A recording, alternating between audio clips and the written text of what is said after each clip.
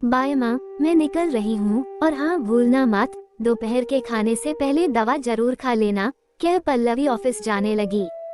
तभी ललिता ने उसे रोक कहा, ये पकड़ लो टिफिन, रोज भूल जाती हो और हाँ, पहुँचते ही फोन जरूर कर देना।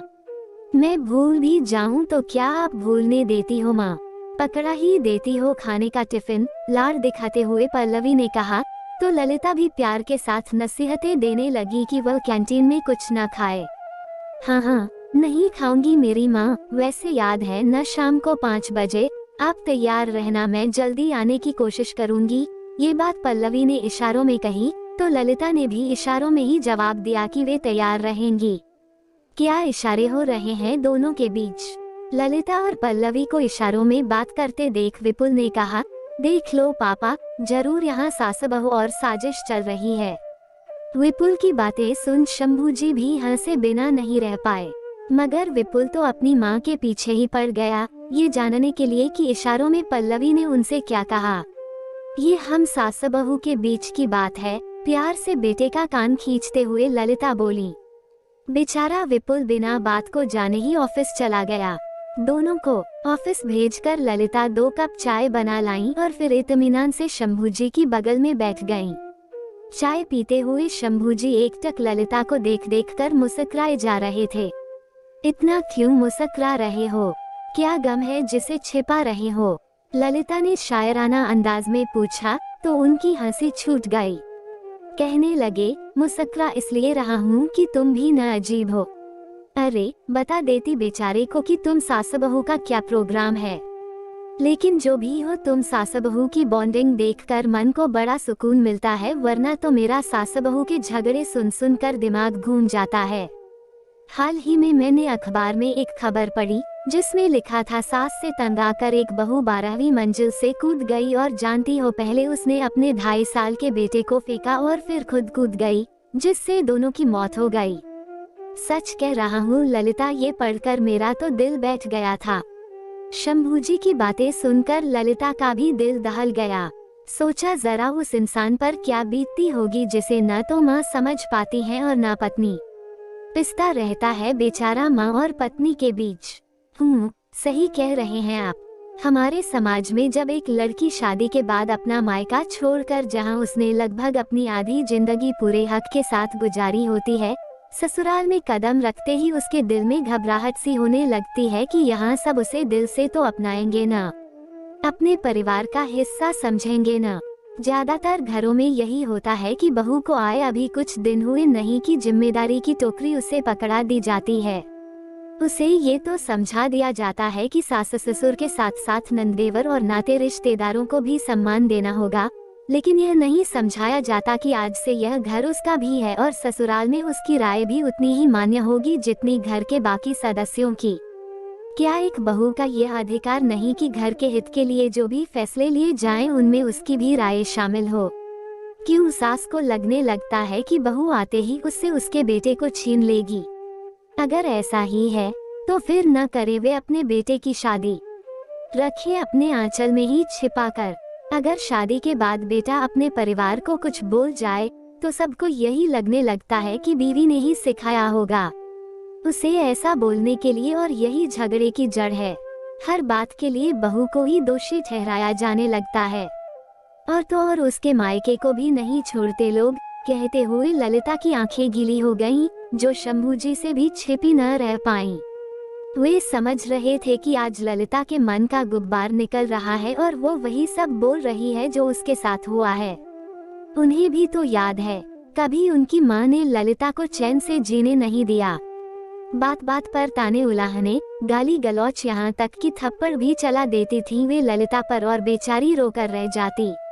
लेकिन क्या कोई भी लड़की अपने मायके की बेइज्जती सहन कर सकती है भला? जब ललिता की सास उसके मायके के खिलाफ कुछ बोल देती तो उससे सहन नहीं होता और वह पलटकर जवाब दे देती। ये बात उनकी माँ की बर्दाश्त के बाहर चली जाती।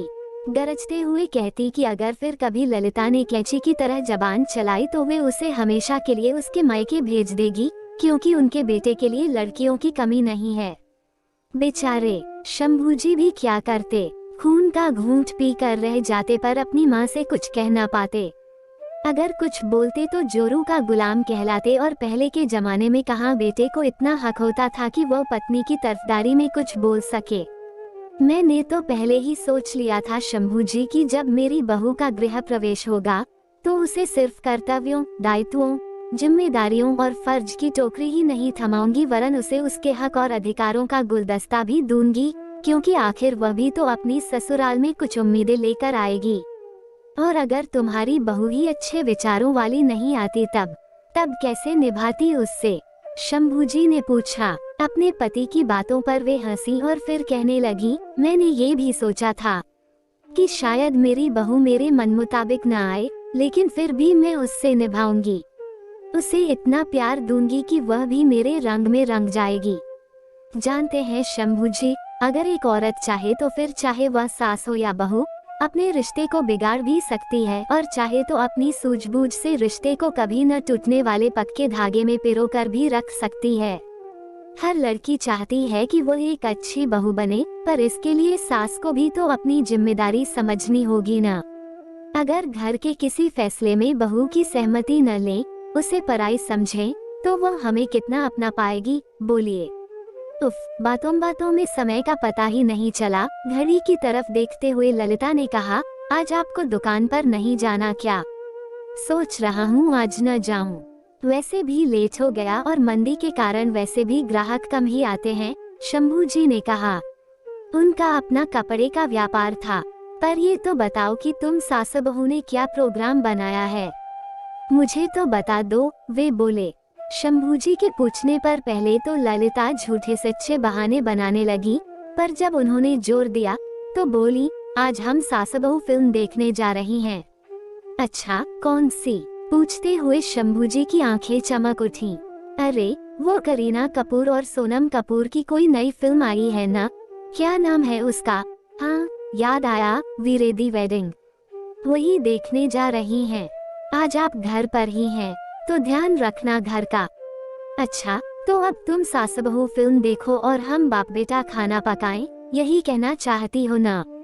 हाँ, सही तो है, हंसते हुए ललिता बोली और फिर किचन की तरफ बढ़ गईं। अच्छा ठीक है, खाना हम बना लेंगे, पर एक कप चाय और पिला दो, शंभू जी ने कहा। तो ललिता भुन भुना ही ये कहकर कि घर में रहते हैं तो बार बार चाय बनवा कर परेशान कर देते हैं। जो भी हो, पति पत्नी अपने जीवन में बहुत खुश थे, और हो भी क्यों न, जब पल्लवी जैसी बहू हो। शादी के 4 साल हो गए, पर कभी उसने ललिता को यह एहसास नहीं दिलवाया कि वह उनकी बहू है। पास पड़ोस, नाते रिश्तेदार इन दोनों के रिश्ते को देखकर आश्चर्य करते और कहते कि क्या सास बहू भी कभी ऐसे एक साथ इतनी खुश रह सकती हैं। लगता ही नहीं है कि दोनों सास बहू हैं। पल्लवी एक मल्टीनेशनल कंपनी में अच्छे पैकेज पर नौकरी कर रही थी, और वहीं उसकी मुलाकात विपुल से हुई, जो जान पहचान के बाद दोस्ती और फिर प्यार में बदल गई। 2 साल तक बेरोक-टोक उनका प्यार चलता रहा, और फिर दोनों परिवारों की सहमति से विवाह के बंधन में बंध गए। वैसे तो बचपन से ही पल्लवी को सास नाम के प्राणी से डर लगता था, क्योंकि उसके जेहन में एक हौला सा बैठ गया था कि सास और बहू में कभी नहीं पटती, क्योंकि अपने घर में भी तो उसने आए दिन अपनी माँ और दादी को लड़ते झगड़ते ही देखा था। ज्यों-ज्यों वह बड़ी होती गई, दादी और माँ में लड़ाइयाँ भी बढ़ती चली गईं। उसे याद है जब उसकी माँ दादी में झगड़ा होता और उसके पापा किसी एक की तरफदारी करते तो दूसरी का मुंह फूल जाता। हालत ये हो गई कि फिर उन्होंने बोलना ही छोड़ दिया। जब भी दोनों में झगड़ा होता, पल्लवी के पापा घर से बाहर निकल जाते। नाते रिश्तेदारों और पास पड़ोस में भी तो आए दिन सास बहू के झगड़े सुनते देखते वह घबरा सी जाती। उसे याद है जब पड़ोस की शकुंतला चाची की बहू ने अपने शरीर पर मिट्टी का तेल छिड़ककर आग लगा ली थी। तब ये सुनकर पल्लवी की रूह कांप उठी थी। वैसे हल्ला तो यही हुआ था कि उसकी सास ने ही उसे जलाकर मार डाला, मगर कोई सबूत न मिलने के कारण वह कुछ सजा पाकर ही बच गई थी। मगर मारा तो उसे उसकी सास ने ही था, क्योंकि उसकी बहू तो गाय समान सीधी थी। ऐसा पल्लवी की दादी कहा करती थीं। पल्लवी की दादी भी किसी सांपनाथ से कम नहीं थी, और माँ तो नागनाथ थी ही, क्योंकि दादी एक सुनाती तो माँ 1000 सुना डालती। खैर, एक दिन पल्लवी की दादी इस दुनिया को छोड़कर चली गईं। लेकिन आश्चर्य तो उसे तब हुआ जब दादी की 13वीं पर मोहल्ले की औरतों के सामने घयाली आंसू बहाते हुए पल्लवी की माँ शांति कहने लगी कि उनकी सास नहीं माँ थी उनकी। जाने अब वे उनके बगैर कैसे जी पाएंगी। मन तो हुआ पल्लवी का कि कह दे कि क्यों झूठे आंसू बहा रही हो माँ, कब तुमने दादी को माँ माना। मगर वह चुप रही। मन ही मन सोचने लगी कि बस नाम ही शांति है उसकी माँ का, काम तो सारे अशांति वाले ही करती हैं। सास बहू के झगड़े सुन देख कर पल्लवी का तो शादी पर से विश्वास ही उठ गया था। जब भी उसकी शादी की बात चलती वह सिहर जाती। सोचती जाने कैसे ससुराल मिलेगी, कहीं उसकी सास भी शकुंतला चाची जैसी निकली तो, या कहीं उसमें भी उसकी माँ का गुण आ गया तो। ऐसे कई सवाल उसके मन को डराते रहते। अपने मन का डर उसने विपुल को भी बताया, जिसे सुन उसकी हंसी रुक नहीं रही थी। किसी तरह अपनी हंसी रोक वह कहने लगा, हाँ मेरी माँ सच में ललिता पवार है। सोच लो अब भी समय है, कहीं ऐसा ना हो तुम्हें बाद में पछताना पड़े। पागल, मेरी माँ पुराने जमाने की सास नहीं है, तुम्हें उनसे मिलने के बाद खुद ही पता चल जाएगा। विपुल की बातों ने उसका डर जरा कम तो कर दिया, पर पूरी तरह से खत्म नहीं हो पाया। अब भी सास को लेकर दिल के किसी कोने में डर तो था ही।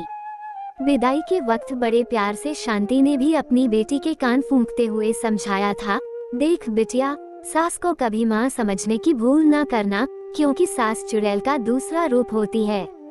देखा नहीं अपनी दादी को, मांझी मांझी कहकर उसे सिर पर मत बैठा लेना। पैरों में तेल मालिश वालिश की आदत तो डालना ही मत, नहीं तो मरते दम तक तुमसे सेवा करवाती रहेगी। सबसे बड़ी बात पति को अपनी मुट्ठी में रखना और उसके कमाए पैसों को भी। अपनी कमाई तो उसे छूने भी मत देना। एक बार मुंह को खून लग जाए तो आदत पड़ जाती है। समझ रही हो ना मेरे कहने का मतलब। अपनी माँ की कुछ बातों को उसने आत्मसात कर लिया तो कुछ को नहीं। ससुराल में जब पल्लवी ने पहला कदम रखा तो सबसे पहले उसका सामना ललिता यानी अपनी सास से ही हुआ। उनका भरा हुआ रोबीला चेहरा, लंबा चर्बी से लदा शरीर देखकर ही वह डर गई।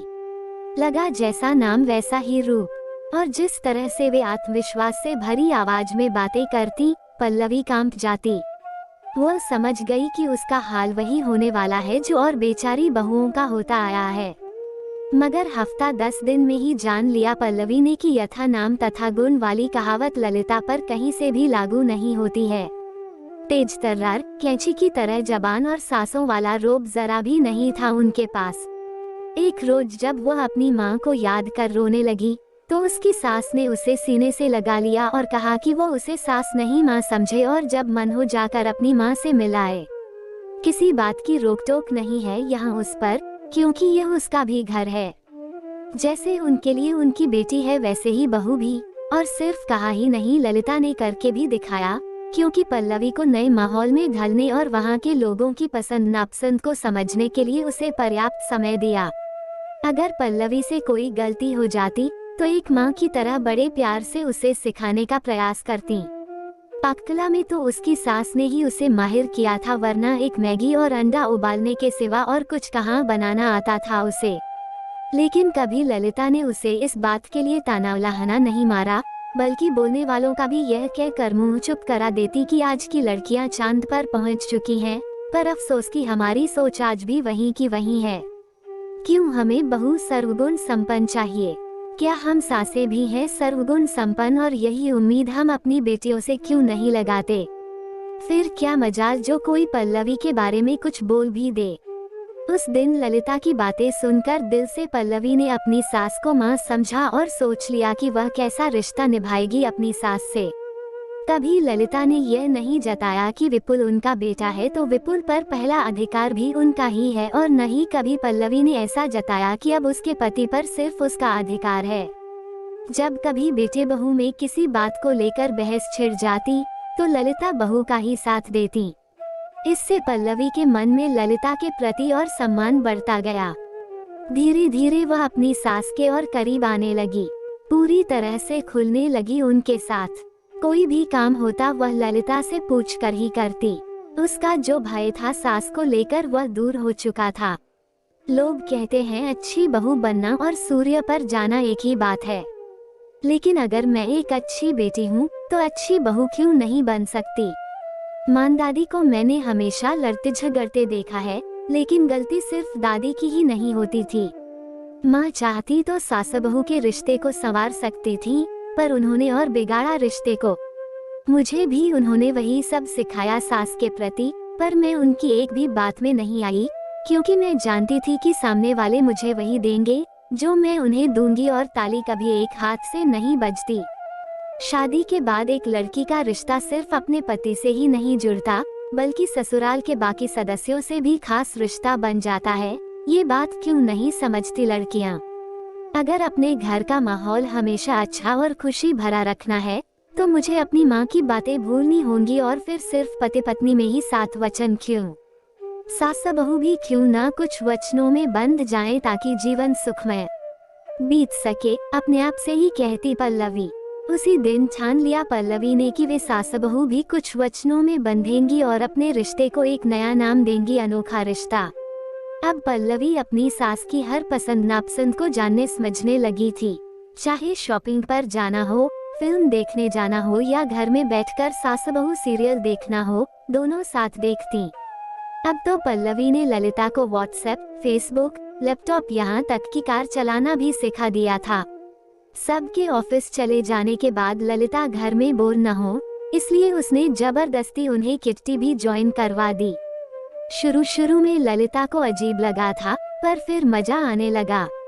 अब वे भी अपनी बहू के साथ जाकर और औरतों की तरह स्टाइलिश कपड़े खरीद लाती। वजन भी बहुत कम कर लिया था। आखिर दोनों सास बहू रोज वॉक पर जो जाती थीं।